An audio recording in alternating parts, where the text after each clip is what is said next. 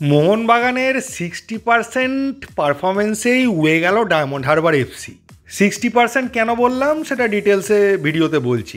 আর আজকের ম্যাচটা জেতার ক্ষেত্রে আমার সব থেকে বেশি যেটা মনে হয়েছে সেটা হচ্ছে মলিনা এফেক্ট শুরু হয়ে গেছে, মলিনার জাদু শুরু হয়ে গেছে। প্রথমে পাসাং দর্জি তাওয়াংয়ের মতো একটা বাচ্চা ছেলেকে দিয়ে মনবীরের জায়গায় খেলানো, এবং সেই ছেলেটা কোচের প্রত্যাশা পূরণ করেছে, দুর্ধর্ষ পারফরমেন্স করেছে আজকে আমাদের বাংলার দার্জিলিংয়ের ছেলে পাসান দর্জি তাওয়াং। আর যেটা সেই সিজনের গত বছরের সিজনের শুরু থেকে একটা প্রত্যাশা ছিল একসঙ্গে দেখা আপুইয়া, সাহাল, থাপা, এই তিনজনের ট্রায়ো কম্বিনেশন, সেটা আজকে দেখা গেছিল বহুদিন পর। প্রথম মারাত্মক চেঞ্জটা যেটা আমার লেগেছে যে দীপক টাংরিকে ঠিক ডিফেন্সের সামনে খেলানো, মানে প্রয়োজনে 4 ব্যাক, প্রয়োজনে 3 ব্যাক, একটা মাস্টার স্ট্রোক। সত্যি কথা বলতে ডায়মন্ড হারবার এফসিকে এতটা সিরিয়াসলি মোহনবাগান নিয়েছিল বলেই আজকে এই রেজাল্টটা হয়েছে। ডায়মন্ড হারবার এফসিকে যদি একটা আই লিগের ছোটোখাটো টিম এইরকম ভাবতো তাহলে রেজাল্ট অন্যরকমও হতে পারে, কিন্তু প্রথম থেকে মোহনবাগান একদম টপ গিয়ারে শুরু করেছিল। তবে খেলাটা বেসিক্যালি হয়েছে ওই 49-50 মিনিটের, কারণ 50 মিনিটের মাথায় যখন ওদের প্লেয়ার রেড কার্ড দেখে এবং পেনাল্টি পেয়ে বেরিয়ে যায়, খেলাটা ওখানেই শেষ হয়ে গেছিল। তারপর 10 জনের ডায়মন্ড হারবার এফসি আর ঘুরে দাঁড়াতে পারেনি, 11 জনের মিলেই পাচ্ছিল না, তো 10 জনে কি করে পারবে। প্রত্যেকটা গোলই বিশ্বমানের হয়েছে শুধুমাত্র পেনাল্টিটা ছাড়া। অসাধারণ একটা খেলা দেখলাম, দর্শকদের এনজয় করার মতো খেলা, দর্শকদের মন ভরিয়ে খেলেছে মোহনবাগান। এইবার আসল পয়েন্টে আসি, মোহনবাগান অ্যাকচুয়ালি কীরকম খেলেছে টেকনিক্যালি দেখতে গেলে খুব ভালো খেলেনি। ডিফেন্স ভীষণ নড়বড়ে ছিল, ওদের প্লেয়াররা মাঝে মধ্যে ঢুকে যাচ্ছিল।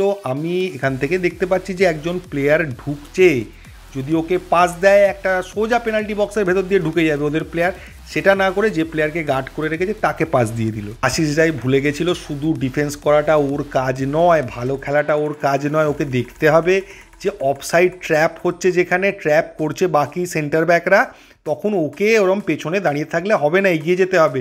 ওদিকটা খেয়ালই করেনি। ও যদি এগিয়ে থাকতো একটু তাহলে লুকা মাচান অফসাইড হতো, যেটা থেকে আমাদের গোলটা হলো। এই গোলটা কিন্তু বেসিক্যালি আমাদের ডিফেন্সেরই ভুলে। দীপক টাংরি একটা ভয়ঙ্কর ট্যাকেল করতে পারতো তখন, কিন্তু দীপক টাংরি ভেবেছে যে পেছনটা তো খালি আছে, শিওর অফসাইড। আশিস রায় যে ঢুকে বসে আছে সেটা দীপক টাংরিও দেখেনি। মিস পাস শেষের দিকে কিছুটা ওভার কনফিডেন্সের জন্য বেশি হয়েছে, না হলে আগের থেকে অনেকটাই কম হয়েছিল। বিশেষ করে প্রথম দিককার খেলায় অতটা ছিল না। তবে প্রত্যেকটা গোল যদি বলি আলাদা করে, থাপা যে বিশ্বমানের গোলটা করলো, ওই অ্যাটাকটা ইনিশিয়েট হয়েছিল ওদের ডিফেন্সের মিস পাস থেকে। তারপর যে গোলটা আমরা খেলাম সেটা আমাদের ডিফেন্সের মিস পাস থেকে। জিমি ম্যাকলারেন যে গোলটা করেছে ওটা বিশ্বমানের গোল, মানে ওই গোল রোজ হয় না। কোনো রকমে জাস্ট টাচটা লাগিয়ে দিয়েছিল, দুটো গোলকিপারের দুটো পায়ের মাঝখান দিয়ে গলিয়ে দিয়েছিল বলটাকে। ওটার কৃতিত্ব পুরোপুরি জেমি ম্যাকলারেন। তবে সম্ভবত এই গোলের ইনিশিয়েটটাও হয়েছিল ওদের মিস পাস থেকে। আমাদের 3 নম্বর গোলটা আসে ওদের ফাউল করার জন্য পেনাল্টি থেকে। তার শুধু নয়, পেনাল্টি মারার সময় লিস্টান যেখানে মেরেছিল যে কোনো গোলকিপার আটকে দিত, ওদের গোলকিপার বোধহয় বুঝতে পারেনি লিস্টান অত বিচ্ছিরি শটটা মারবে, সেই জন্য সে আগেই ঝাঁপিয়ে গেছিলো।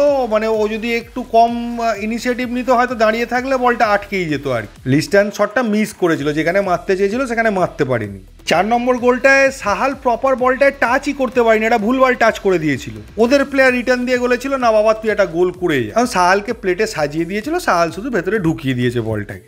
লাস্ট গোলটা যেটা গামিন্স করেছিল ওটা ওয়ার্ল্ড ক্লাস গোল, ওটা বলে লাভ নেই। ওরকম গোল সেই লেভেলের লিগে দেখা যায়, সেই লেভেলেরই গোল ওটা। তবে ততক্ষণে ডায়মন্ড হারবার এফসির ওই 20 দাঁত ভেঙে ভোঁতা হয়ে গেছে, ওদের আর মানে সেরকম কিছুই করার ছিল না দাঁড়িয়ে দেখা ছাড়া। তবে মোহনবাগানের এই বড় জয়ের ক্ষেত্রে আরও একটা বড় কৃতিত্ব আছে কিবু ভিকুনার। কিবু ভিকুনা যে মাইন্ডসেটে খেলে, সেই মাইন্ডসেটটা নিয়ে খেলার জন্যই মোহনবাগান কিন্তু এতগুলো গোল করতে পারলো। কিবু ভিকুনা অ্যাটাকিং খেলে, এবং কিবু ভিকুনা হার না মানা জেদ নিয়ে লাস্ট মিনিট পর্যন্ত লড়ে গেছে, যেটাতে সত্যি তাদেরকে কৃতিত্ব দিতেই হয়। এবং সেই কারণে ওদের গোল অনেক ওপেনও হয়েছে। মোহনবাগান প্রচুর অ্যাটাক করতে পেরেছে। ওরা যদি ঢুকে বসে থাকতো সবাই মিলে, ওই 10 জন 11 জনে মিলে, তাহলে মোহনবাগানের ক্ষেত্রে এতগুলো গোল দেওয়া সম্ভব হতো না। ভালো খেলা হয়েছে, খেলাটা দেখে আমরা এনজয় করেছি এটুকু বলতে পারি। তবে খেলায় মোহনবাগানের প্রচুর ফাঁক ফোকর আছে, প্রচুর দুর্বল জায়গা রয়েছে, সেইগুলোকে রিপেয়ার করতে হবে।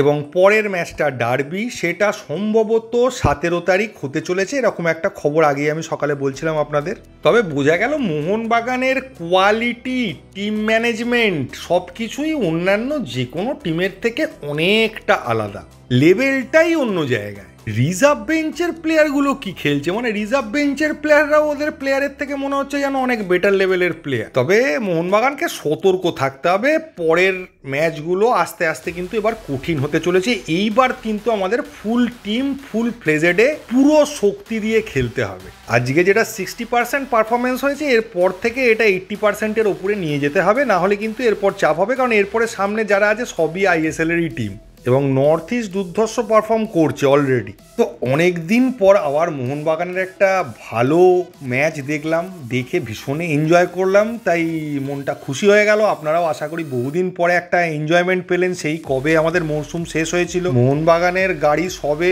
ফার্স্ট গিয়ার থেকে সেকেন্ড গিয়ারে গেছে, তাতেই মোটামুটি কাঁপিয়ে দিচ্ছে। এখনও থার্ড, ফোর্থ, ফিফথ গিয়ার আছে, সেগুলো দেখার জন্য আমরা মুখিয়ে আছি। এর বেশি কিছু বলবো না, আজকে জাস্ট এনজয় করুন, আজকের খেলাটাকে ফিল করুন। আর কি বলবো, এই ভিডিওয়ে এইটুকুই।